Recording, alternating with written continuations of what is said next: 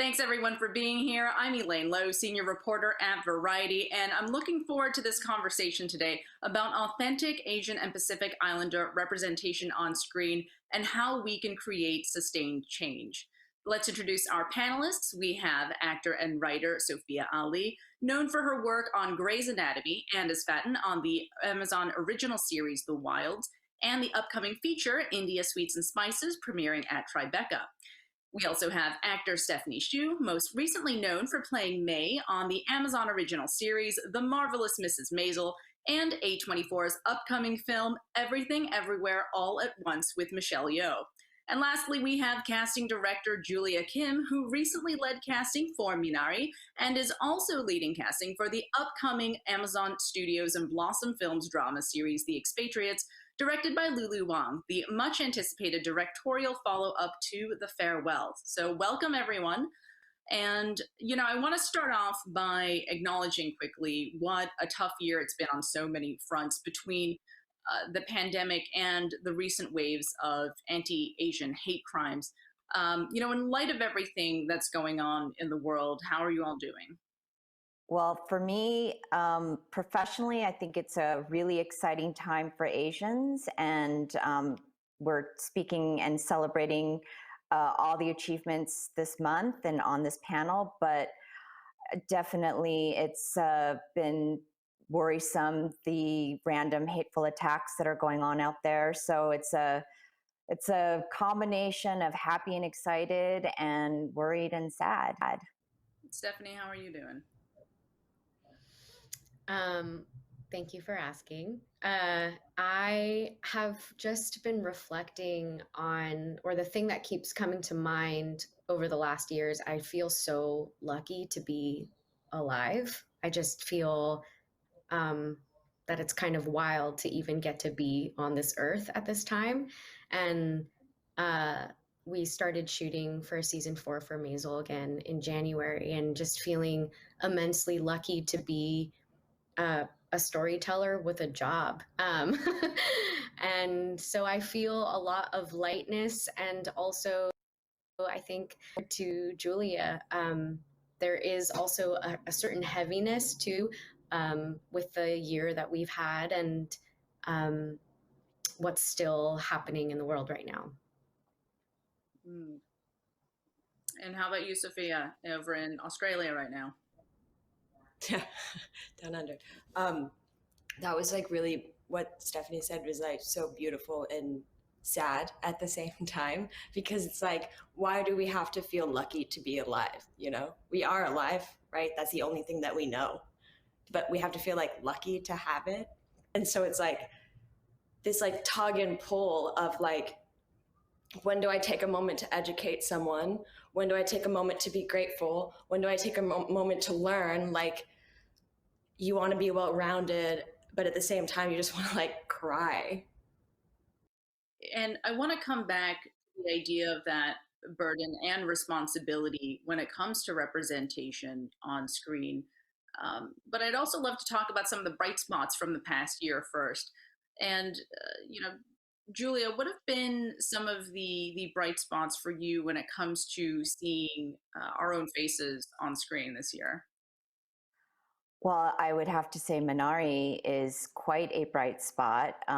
It's a piece of Korean American yumminess that was out there during this year of pandemic and political tumult, and to see people resonate to this slice of immigrant life story that came from all different backgrounds was extremely exciting and rewarding. And to see Alan Kim become a star and Stephen Yeun transform into a leading man, and to have a veteran actor like Yoon Yoo Jung collect an Oscar, I mean, all of that was unexpected and very exciting. And personally, working with this team was a pure joy, and also put this perspective for me to how brave my parents were, coming to America when they did and how they did.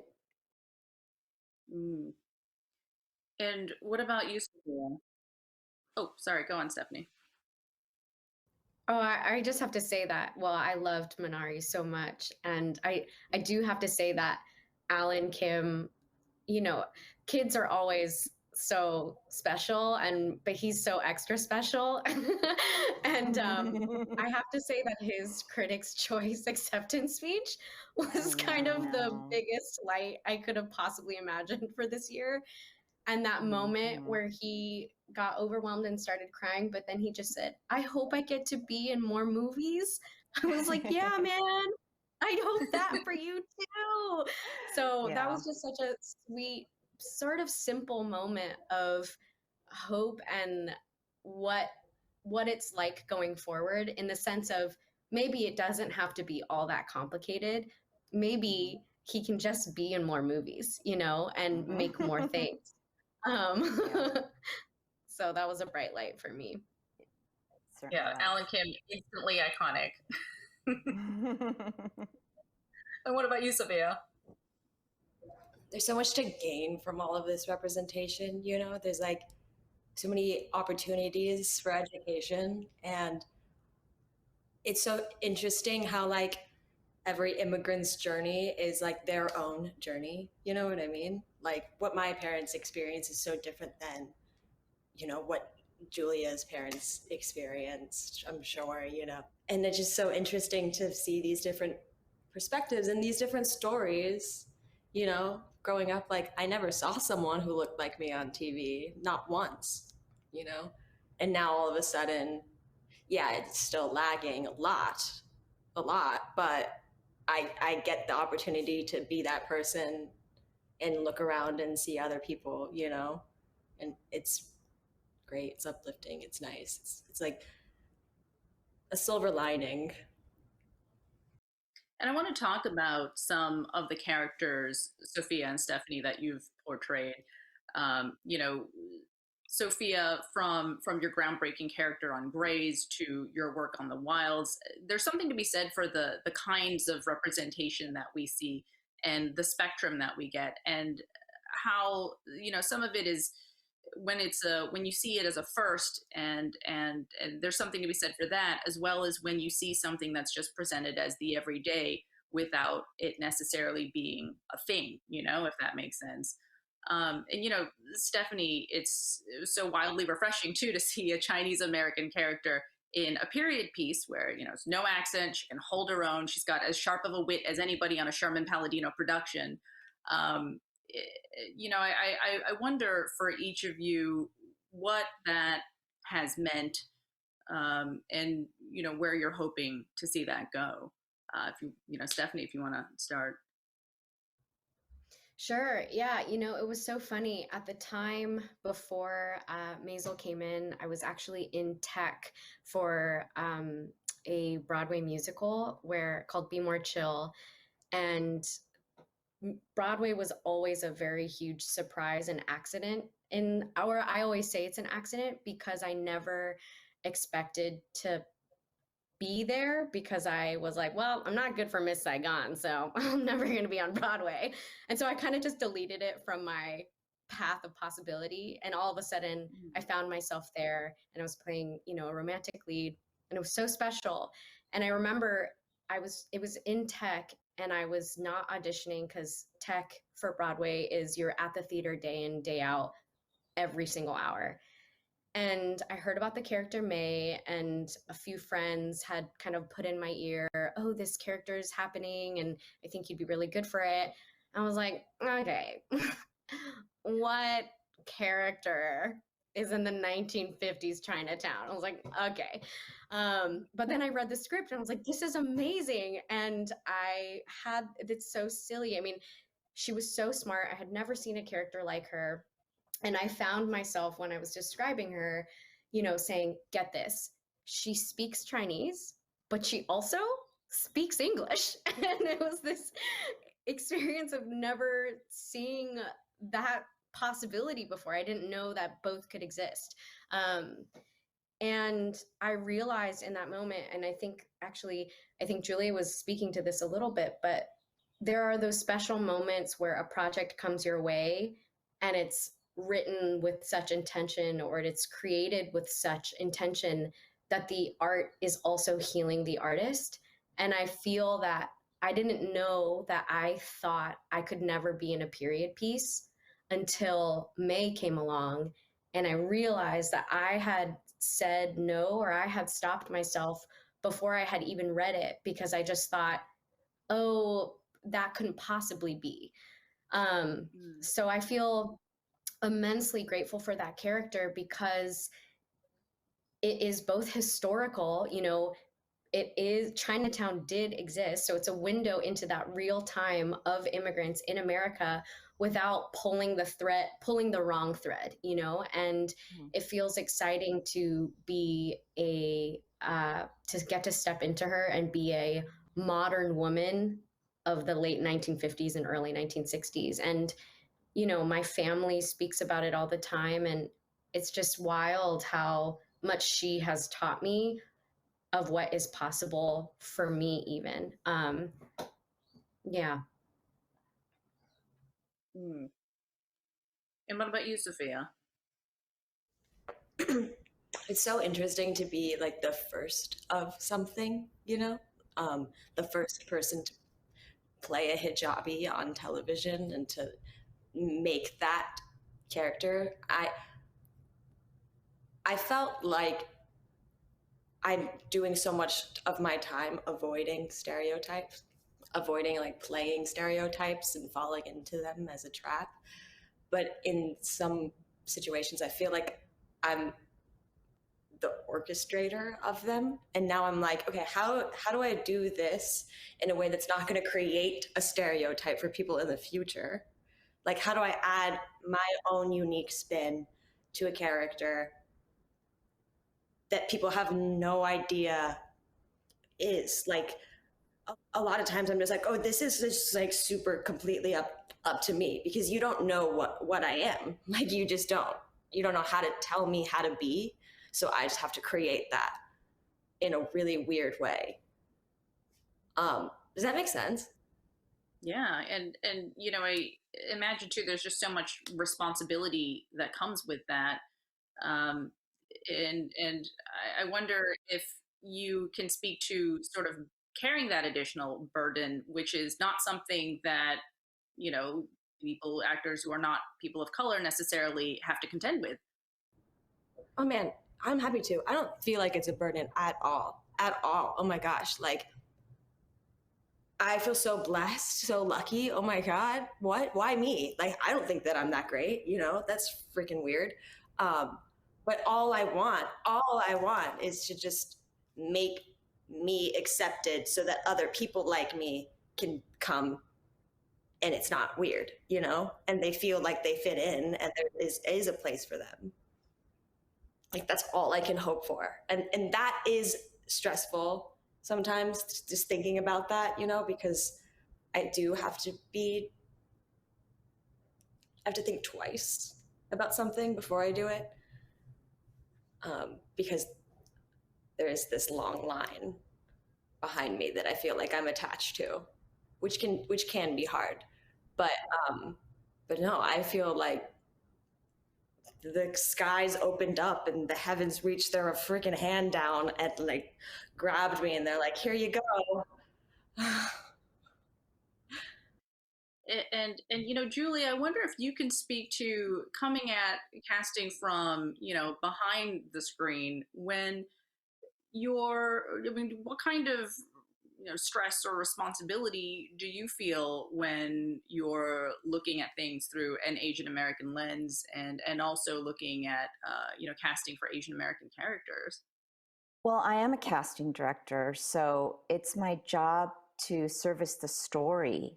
So that comes at me first, and ultimately it's my personal decision whether I want to come on board a project and the story that it's telling. But once I commit to that, it's really about servicing the characters, and it's a very collaborative process. I always try to work with people that are collaborative and where my input would be of value.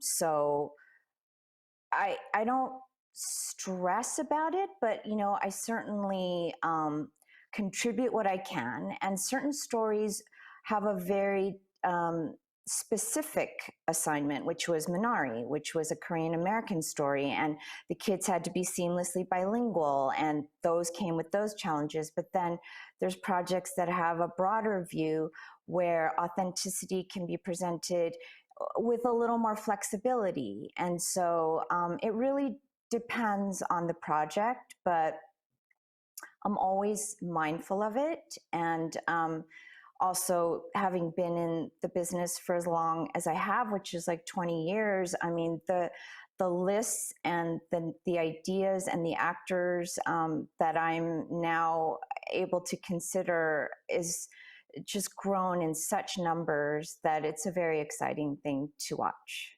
And Julia, what kind of opportunities and challenges do you face now when you're looking to find fresh faces, when you're looking to find new talent? And also, I mean, how has the past year, how has the pandemic impacted that? Hmm.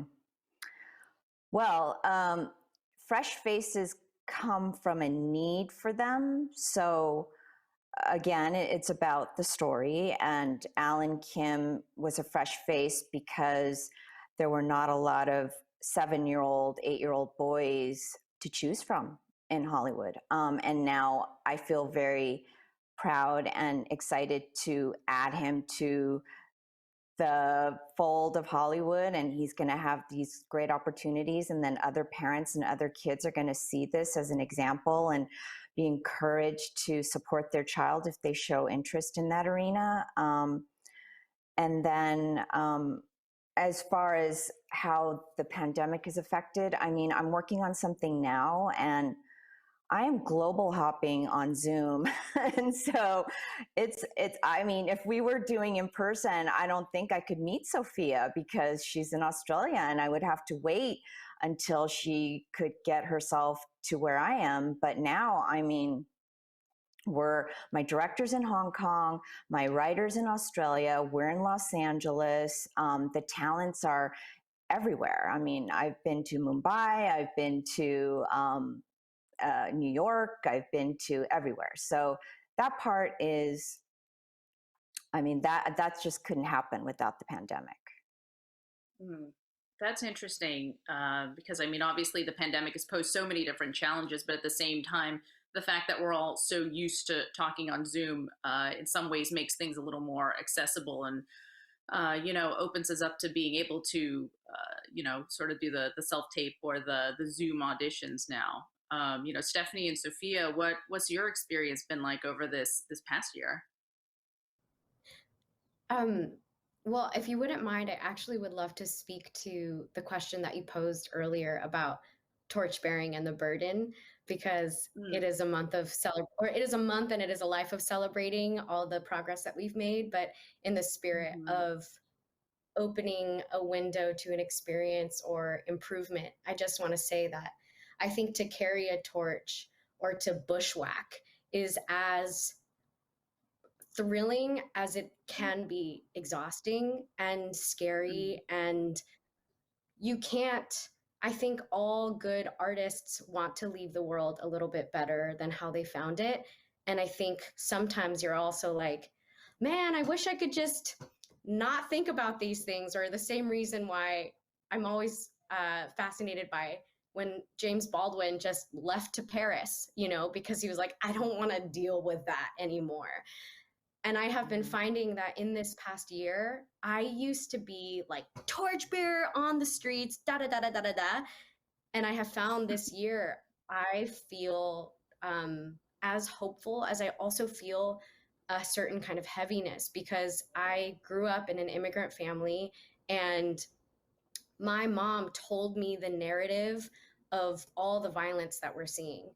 And I was the kid who was like, just give me gummy bears. Like, I don't want your weird mushroom soup. I'm an American. And so I've spent so much of my life trying to defy that or know that another possibility is available to us.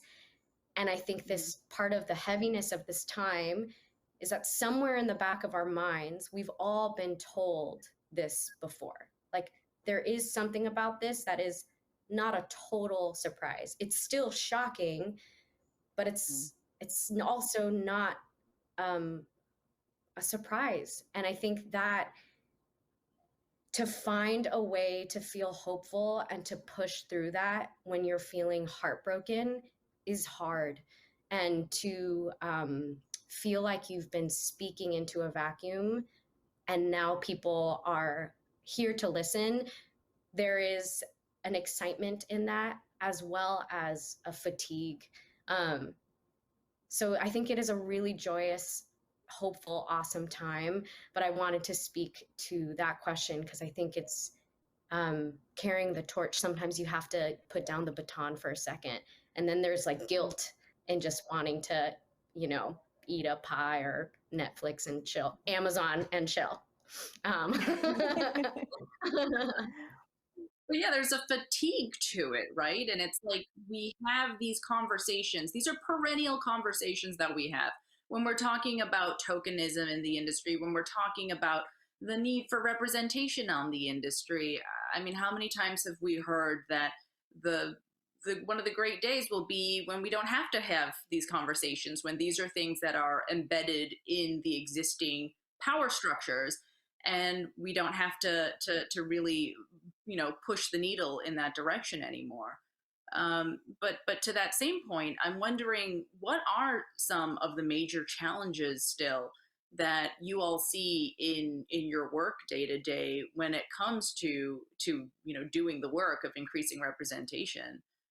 You know, I'd love to hear it both from an actor's point of view and, you know, from casting. I feel like it's sort of endless and undefinable, you know? Um, Hearing Stephanie talk, it's like, whew, that's one of the first times I've been like, wow, man, she gets me, you know? In a long time. In a long time. Like, it's so encouraging and like empowering to hear that there's someone else, like somewhere else in the world that's like doing the same thing as me, that's experiencing sort of a similar experience. And then also just making light of being able to put the torch down and like put all of that away, you know? It's nice to be reminded sometimes that that's a possibility. And people who don't know what that's like don't know to tell you that. And that's probably the biggest challenge, is just like sometimes I feel alone, you know? Like I'm looking around and I'm the only person who looks like me here all the time, you know? And I don't want to appear in any way like to cause friction, to be aggressive, to be whatever, because all I wanted is to just be accepted by these people, you know. And that's still what it's like. Like that was me as a baby, that was me as a child in my school, going to elementary school, you know, with my neighbors, trying to make friends. Like I just wanted to be accepted, I just wanted to be normal seeming, you know. And it caused me to have so much resentment towards my Asian heritage, you know, and like not want to associate it to my character because I thought that that made me less cool, less normal, you know. And now here I am, almost in a way having to embrace it, which I'm happy to do, but I feel like a hypocrite, you know. Like I didn't grow up like that. I didn't. Like I didn't grow up like my dad. I grew up in America and I'm American, you know? And so it's like, but I also am Asian. And then to talk about that and make that so prominent, it's like, yeah, I want to, but I was ashamed of it my whole life, you know? And so much of that is ingrained in us when we're growing up and we're trying to not make waves, right? And I mean, like, there's a real cultural element of that too. um you know, how do you feel like you know, that plays into the kinds of roles, you know, Sophia and Stephanie, that you choose? Does that factor in? Yeah, I mean, I think that, you know, in terms of what you were speaking of in how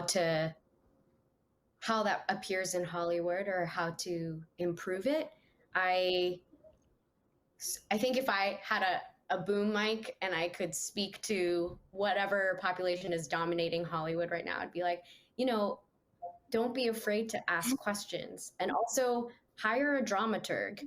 I think I see a lot of scripts sometimes with that have Asian characters, and then they're conflating different kinds of Asian.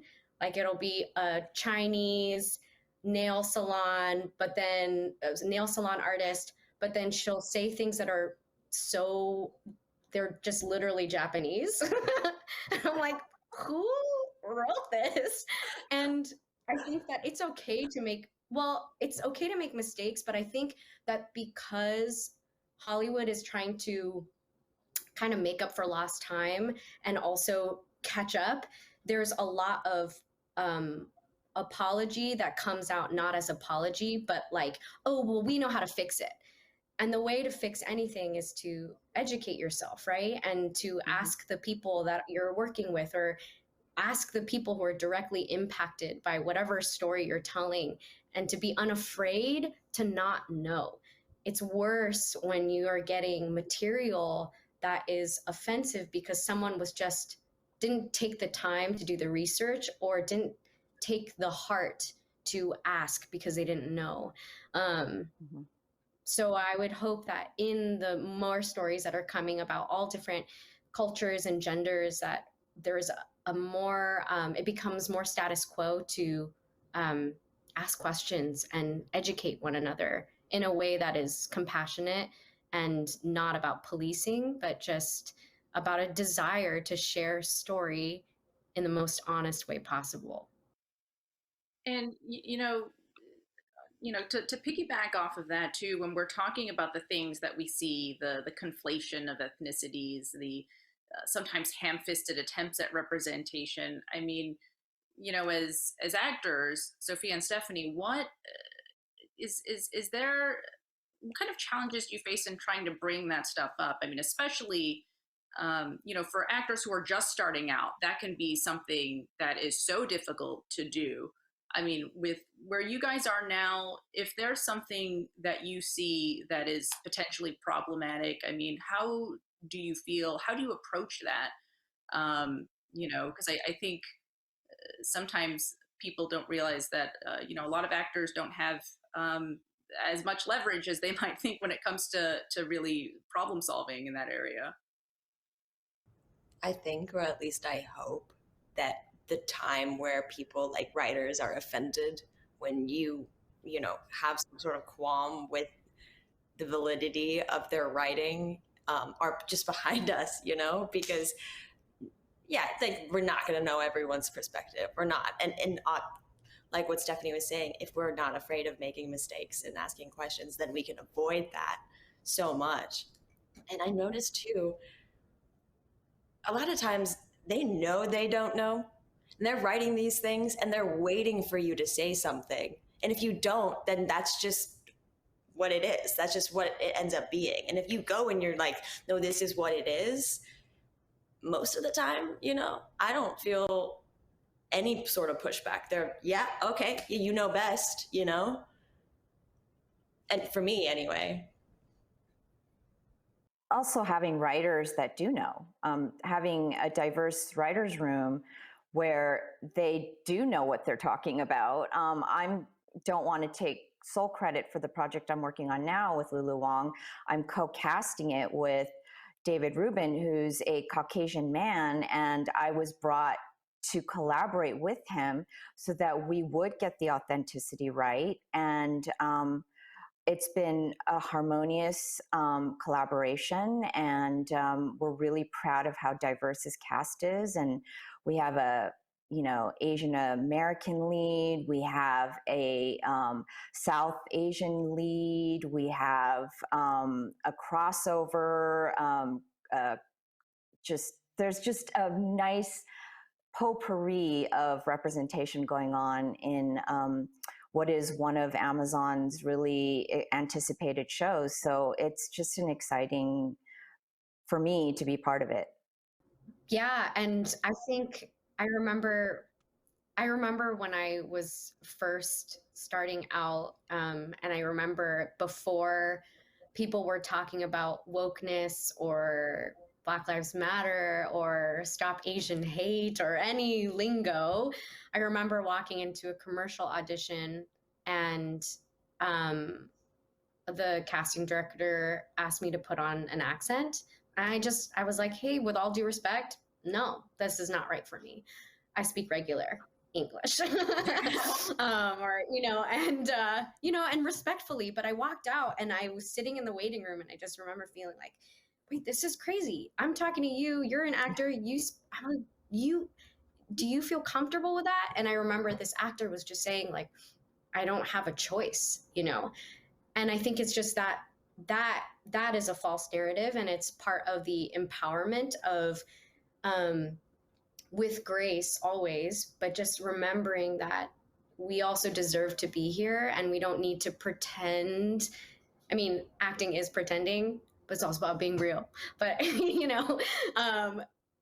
that we have it in our agency to also say, I actually think this perpetuates the wrong narrative, and I don't think I can be a part of that. And that was a huge thing that I think came to light during the pandemic, where, when things were really shut down and no productions were happening, even in Australia. And I just remembered everyone was stopped, and in Hollywood's desire to like push forward, I remembered reading scripts that I was like, when there was no vaccine in sight, no silver lining, I was like, I don't think I can put my life on the line to tell that story. And not that everything has to be like game changing. However, I think we're at this really rich time where we have a lot of responsibility as artists to really shift the narrative and create stories that challenge and inspire us to build a better world. And so it's also about that push-pull of, Hollywood can be such a hamster wheel, and it is a behemoth of an industry, which is why we even got to start filming again while there was a pandemic happening. And that's awesome.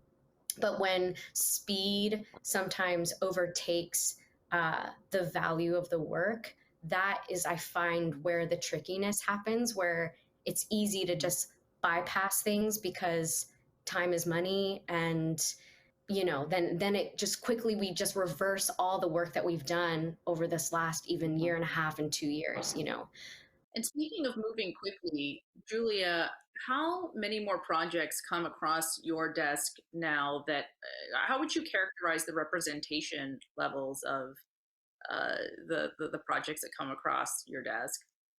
I mean, has there, have you seen any kind of market increase or no?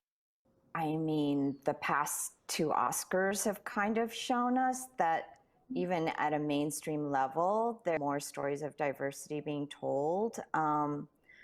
But I would be surprised if you guys encounter tokenism or these kinds of accent type requests now. I mean, is that something that you guys still encounter? I know. I was going to say earlier to what Stephanie was saying, like my experience alongside that, I didn't ever audition for something true to my own race until I was like 17. And I've been acting since I was 8, and I was just like walking around trying to be whatever they wanted me to be, because I could. And that character was a terrorist on like a major television show, and that was like, and I booked it, and I remember this like dilemma at the time being so much, I was like, what's important to me? Representation. That's what's going to continue to like feed this for me. Otherwise, what am I doing, And so then I was like, not going to do this. And that was so hard. Now, if that wouldn't come across my computer screen, but if it did, I wouldn't even give it a second thought, like absolutely not, like I know now because of that I have the choice to say no, even though that was the first opportunity that I thought I actually even deserved, which is so messed up. Yeah, I feel know what like I mean? I don't see much more accent-y stuff, but that's also because I have a team that I love who knows not to ever not to ever place that in front of me. And I also do think that we have had growth there. Hmm. Though I do think that stereotyped roles still really do exist. Um, but I do experience sometimes, I think especially with some TV stuff, I do experience, and at Sophia, I don't know if you feel this, but the the role of the only, which is to say that you have a cast that is predominantly white, but they knew that they couldn't just do that. And so I do feel sometimes that there's like, oh, there's that one character that is the person of color, and that's okay. um but sometimes it's really obvious, and that Hmm. is an interesting thing to navigate, and it's not always bad, but it's present. Yeah. Yeah. It's like a license you're carrying around, and people want that license to, you know, like, oh, we have you on our show, so that makes our show woke. So now we have a license to just do whatever, but it doesn't really work like that. Mm. I And think it's also kind like, of cute, actually. I okay, mean, that's a nice part. that's me being nice today, you know. That's me being nice on camera. I do think it's kind of cute sometimes because there is that feeling of like, oh, oops, oh, just gotta put one in there. I wanna wrap it up with a question for all of you. You know, the thing that I don't want to do here is put the onus on you guys to have to solve any enormous structural systemic issues. But you know, when we're talking about these things, again, this is just a perennial thing that we talk about year in, year out. How do we improve representation on screen? How do we create the systemic structural change? uh, you know, what is one like what's one like specific thing or one thing that you would love to see change? And I'm not talking like this is how we fix racism in the entertainment industry, but if there's just like one thing that you would love to see, you know, what is it? I would say that, you know, show up, support, go see these beautiful stories and things being made that could use the support. And then once that is in place and the success is there, they know to make more. And I just feel like showing up and showing the support and telling your friends about it and sharing something great that you've seen so that the word spreads, and then also to be ready for when your own opportunity presents itself is sort of the best way to keep it going. Um, I'd be excited for artists and the industry alike to take more risks and push more boundaries, outside of even just culture and ethnicity and gender, but just to constantly challenge ourselves to reimagine ways of telling stories, and therefore also the people we put in them. I think, you know, we're blessed and also cursed with this influx of uh, content. And I think that we have a real opportunity to just create new ways of making stories that that we've never seen before. I think that, like, speaking into the future, you know, my hopes and dreams for people's minds and the way that they operate is that I just really want there to be a time when people allow other people to just be undefinable. You know, you can look at someone and not have to say exactly what they are in your head and define them immediately. You can just let them be. Like, that would just be so glorious if we could achieve that somehow. Yeah, I hear you. And you know, thank you all so much for just being here and showing up and having this really open conversation. It's been enlightening. So thank you so much for your time. Thank Thank you for having us. Thank you. you.